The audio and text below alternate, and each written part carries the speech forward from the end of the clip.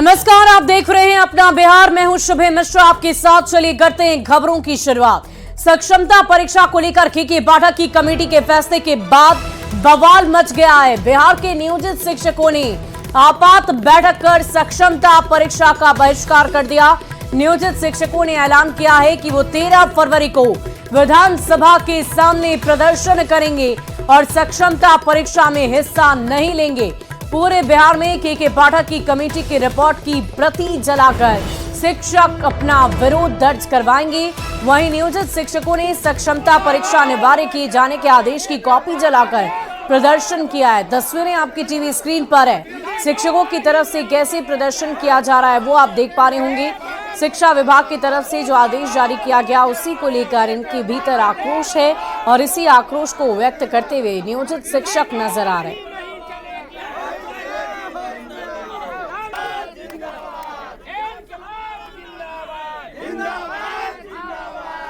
और इस पूरी खबर के अधिक जानकारी के साथ संवाददाता रजनीश हमारे साथ फोन लाइन पर हैं। रजनीश, क्या कुछ जानकारी है? शिक्षकों की तरफ से क्या डिमांड की जा रही है, क्या मांग है उनकी? बिल्कुल, देखिए, पहले से जहां सक्षमता परीक्षा का विरोध जताए जा रहे थे शिक्षकों के द्वारा, लेकिन अब जो है कुल मिलाकर मामला जो है बढ़ता चला गया है। क्योंकि इस प्रकार से के पाठक ने एक कमेटी बनाई थी और कमेटी की रिपोर्ट जैसे ही जारी हुई है, उस रिपोर्ट में साफ तौर से ये कहा गया है कि जो शिक्षक 3 बार में भी अगर सक्षमता परीक्षा पास नहीं करते हैं वो सेवा में नहीं रहेंगे। इसके बाद तमाम शिक्षक संघ एकजुट हो गए और राजधानी पटना में आज आपात बैठक हुई और बैठक में इन्होंने फैसला लिया है कि बजट सत्र के दौरान 13 फरवरी को राज्य के 3.5 लाख शिक्षक पटना में जुटेंगे और उसके साथ साथ विधानसभा के बाहर प्रोटेस्ट होगा। और इसके अलावा जो सक्षमता परीक्षा का फॉर्म भरा जा रहा है उस परीक्षा का शिक्षकों ने बहिष्कार कर दिया है। तो राज्य सरकार के लिए एक बड़ी चुनौती है, क्योंकि नए शिक्षा मंत्री विजय कुमार चौधरी बने हैं और उनसे पहले ये फैसला लिया गया था कि सक्षमता परीक्षा लिया जाएगा। एक तरफ एनडीए सरकार को चुनौती है तो शिक्षा मंत्री विजय चौधरी के लिए भी चुनौती है, क्योंकि अब जो 3.5 लाख शिक्षक हैं, चुनावी साल है, अब कैसे सरकार इनको हैंडल करेगी, क्योंकि शिक्षक अब आक्रोशित हो गए हैं और के पाठक के फैसले को साफ तौर से लोकतांत्रिक हनन बता रहे हैं और अब आर पार की लड़ाई की बात कर रहे हैं। शुभी, बहुत बहुत शुक्रिया रजनीश हमारे साथ जुड़ने के लिए। देखने वाली बात होगी कि शिक्षकों की तरफ से अब ये आंदोलन क्या नया रूप लेता है, क्या उनकी डिमांड को पूरा किया जाता है या इसी आदेश पर शिक्षा विभाग बना रहेगा। बढ़ते अगली खबर की ओर। बिहार की राजनीति में इन दिनों सबसे बड़ा सवाल यही घूम रहा है कि कैबिनेट का विस्तार आखिर कब होगा, और इसी सवाल का जवाब ढूंढने के लिए दोनों डिप्टी सीएम दिल्ली दौरे पर हैं, जहां बीजेपी के शीर्ष नेताओं से मुलाकात में कई मुद्दों पर चर्चा की गई। लेकिन अब तक ये जवाब नहीं मिल पाया है कि कैबिनेट का विस्तार कब तक होगा। इतना जरूर है कि दोनों डिप्टी सीएम जल्द ही मंत्रिमंडल का विस्तार का दावा कर रहे हैं।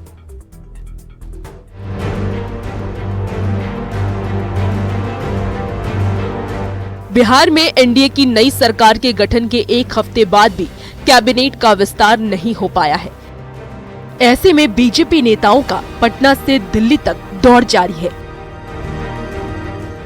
बीजेपी कोटे से डिप्टी सीएम बने सम्राट चौधरी और विजय सिन्हा आगे की रणनीति पर चर्चा के लिए दिल्ली पहुंचे, जहां उन्होंने सबसे पहले केंद्रीय गृह मंत्री अमित शाह से मुलाकात की, जिसमें कैबिनेट विस्तार सहित कई मुद्दों पर चर्चा हुई।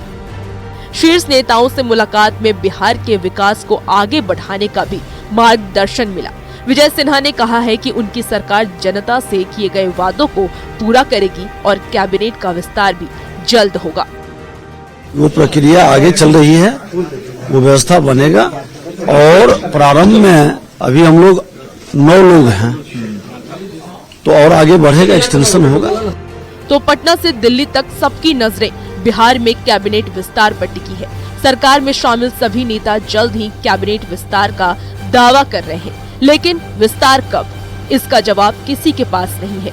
अमित शाह से करीब 1 घंटे तक मुलाकात के बाद सम्राट चौधरी ने कहा कि 2020 में बीजेपी ने जनता से जो कमिटमेंट किया था उसे पूरा करने का निर्देश मिला है और सरकार की पहली प्राथमिकता लॉ एंड ऑर्डर को दुरुस्त करने के साथ ही 10 लाख रोजगार देना है। 10 लाख नौकरी हम लोगों को देनी थी रोजगार के तौर पर, हम वो सारे चीजों को कर रहे हैं। मंत्रिमंडल विस्तार को लेकर के क्या चर्चा हुई है? कब तक बजट सत्र के पहले उम्मीद करते हैं? शीघ्र, जल्द से जल्द होंगे। दिल्ली में मुलाकात का सिलसिला जारी है। ऐसे में डिप्टी सीएम सम्राट चौधरी ने बिहार बीजेपी प्रभारी विनोद तावड़े से भी मुलाकात की और संगठन के साथ ही आगे की रणनीति पर चर्चा की। रक्षा मंत्री राजनाथ सिंह से भी दोनों डिप्टी सीएम की मुलाकात हुई, जिसमें कम से कम समय में बिहार के विकास को रफ्तार देने का टिप्स मिला।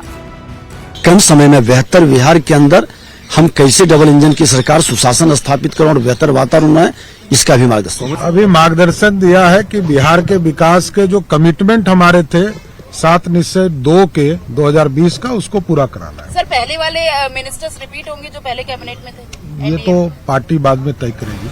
तो बिहार के दोनों डिप्टी सीएम दिल्ली का दौर लगा रहे हैं। इन सब के बीच खबर ये भी है कि 7 से 8 फरवरी को बीजेपी प्रभारी विनोद तावड़े पटना आएंगे और विधायकों कार्यकर्ताओं से मुलाकात करेंगे। इसी दौरान कैबिनेट विस्तार पर भी चर्चा हो सकती है। न्यूज़ 18 के लिए दिल्ली से अमितेश सिंह के साथ ब्यूरो रिपोर्ट। और बिहार के डिप्टी सीएम सम्राट चौधरी ने कहा है कि भ्रष्टाचार की सारी फाइलें खुलेंगी। पिछली सरकार में जिसने भी भ्रष्टाचार किया होगा सबका इलाज होगा। सम्राट चौधरी ने पूर्व डिप्टी सीएम तेजस्वी यादव पर भी जोरदार हमला बोला। ये लोग जितने लोग सरकार में थे ना, ये सब ठेकेदार वाले सरकार थे। सबका इलाज होगा। और ये बालू माफियाओं से जुड़े हुए लोग हैं, शराब माफिया से जुड़े हुए, एक एक व्यक्ति की जांच होगी।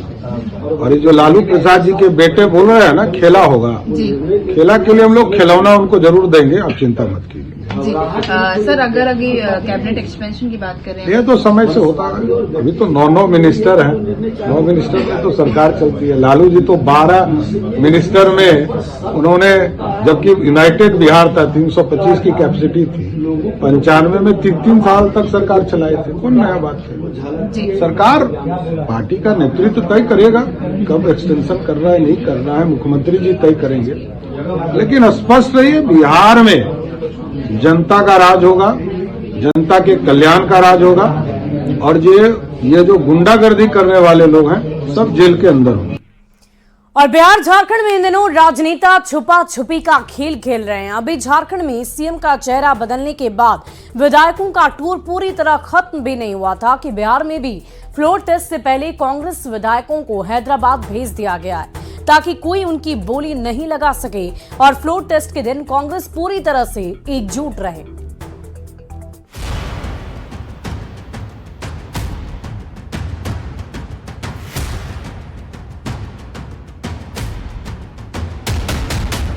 झारखंड के विधायकों के हैदराबाद टूर के बाद अब बिहार कांग्रेस के विधायकों का हैदराबाद टूर शुरू हो गया है।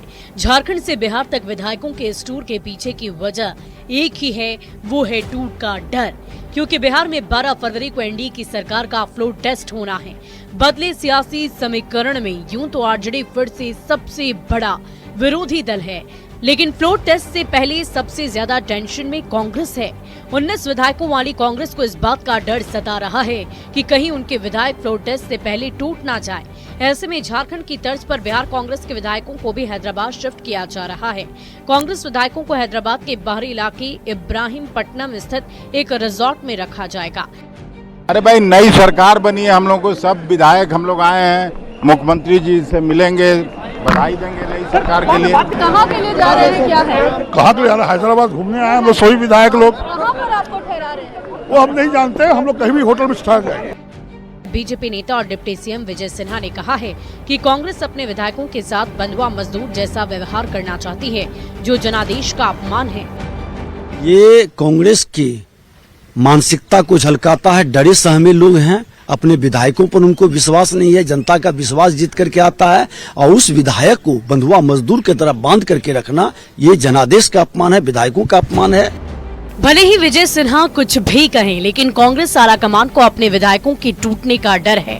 ऐसे में पार्टी कोई रिस्क नहीं लेना चाहती, लिहाजा विधायकों को फ्लोर टेस्ट से पहले तक बिहार के बाहर ही रखेगी और सीधे टेस्टिंग के दिन ही इनकी बिहार में लॉन्चिंग कराने का प्लान है, ताकि एकजुट होकर कांग्रेस के सभी विधायक एनडीए की सरकार के खिलाफ वोट कर सकें। लेकिन कांग्रेस के इस फैसले पर डिप्टी सीएम सम्राट चौधरी ने निशाना साधा है। दावा किया है कि हमारे पास पूर्ण बहुमत है, और ऐसे में कांग्रेस को डरने की जरूरत नहीं है। दो पार्टी मिलाकर एब्सोल्यूट मेजोरिटी है, उसके बाद हिंदुस्तानी अवाम मोर्चा का समर्थन है, निर्दलीय का समर्थन है, इसलिए कोई इश्यूज नहीं है। विश्वास मत, कांग्रेस को डर है इसलिए हटा रही है अपने विधायकों को। नहीं, डरने की बात कहाँ है। अरे एकदम लोकतंत्र है, घुमाइए, मेरा जरूर आग्रह है। दिल्ली लाए तो बेचारे के लोग को दिल्ली घुमाइए, हैदराबाद घुमाइए, घुमाना चाहिए, तब तो जानेंगे कि विकास क्या होता है। शनिवार को बिहार कांग्रेस के विधायक और विधान पार्षदों की दिल्ली में अहम बैठक हुई थी, जिसमें बिहार में बदले राजनीतिक हालात पर चर्चा के साथ ही नए सिरे से आगे की रणनीति पर मंथन हुआ। इसी बैठक में सभी विधायकों को एकजुट रहने के निर्देश दिए गए थे। दरअसल बिहार में 28 जनवरी को जेडीयू और बीजेपी का गठबंधन हुआ। करीब 17 महीने बाद एक बार फिर से बिहार में एनडीए की सरकार बनी और अब 12 फरवरी को सरकार का फ्लोर टेस्ट होना है, जिसमें मुख्यमंत्री नीतीश कुमार को बहुमत साबित करनी है। न्यूज़ 18 के लिए दिल्ली से अमितेश सिंह की रिपोर्ट। और बिहार के मुख्यमंत्री नीतीश कुमार पटना एनआईटी के शताब्दी समारोह में शामिल हुए। सीएम वहां छात्रों को सम्मानित भी किया। अपने संबोधन में नीतीश कुमार ने एनआईटी के अपने अनुभव को शेयर किया और दिन पर दिन एनआईटी के बढ़ते कदम की तारीफ की है। सीएम ने जल्द ही बिहटा में नए ब्रांच की शुरुआत करने के निर्देश दिए। मुख्यमंत्री ने कहा कि उन्हें खुशी है कि एनआईटी में छात्रों की संख्या दिन पर दिन बढ़ती ही जा रही है। उनके समय में सिर्फ 500 बच्चे पढ़ते थे, जबकि आज छात्रों की संख्या 5000 तक पहुंच गई है। सीएम नीतीश अपने पुराने सहपाठियों से मिलकर काफी खुश नजर आए। मुख्यमंत्री पीएमसीएच में बन रहे नए भवन की भी चर्चा की और कहा कि जल्द ही काम पूरा कर लिया जाएगा। साथी और उस समय हमारे बात वाले करते तैयार न है सबको जी, तो उस समय तो हम जो चाहते थे बहुत अच्छा था। आप जान लीजिए कि 500 लोग जो हम लोगों के साथ थे इतना खुश थे कि 450 लोग अगर कोई पटना में होता था, बता रहे हैं कि 5000। आप बोलिए कितना खुशी की बात है कि 500 हम लोगों के टाइम में अब 10 गुना हो गया 5000। अब पिछली बार आए थे 4500। अब जो 5000 है इसको भी रखिए और वहां पर जो नया बिल्डिंग बन रहा है, बन के तैयार है, उसको भी चालू करिए और इसके अतिरिक्त वहां भी कम से कम 6000 वहां शुरू करा दीजिए। तो आप समझ रहे हैं। और चलिए अब बढ़ते हैं अगली खबर की ओर। मोतिहारी में एक शादी चर्चा का विषय बने हुए है। दरअसल इंडोनेशिया की सीबो बोरोग की रहने वाली सुइलिना मैनाक सिलाबन ने मोतिहारी के रहने वाले हर्षवर्धन कुमार के साथ शादी रचा ली है। वहीं इस अनोखी शादी में बहुत बड़ी संख्या में लोगों ने शिरकत कर देसी दूल्हा और विदेशी दुल्हन के सुखी दाम्पत्य जीवन की कामना की है।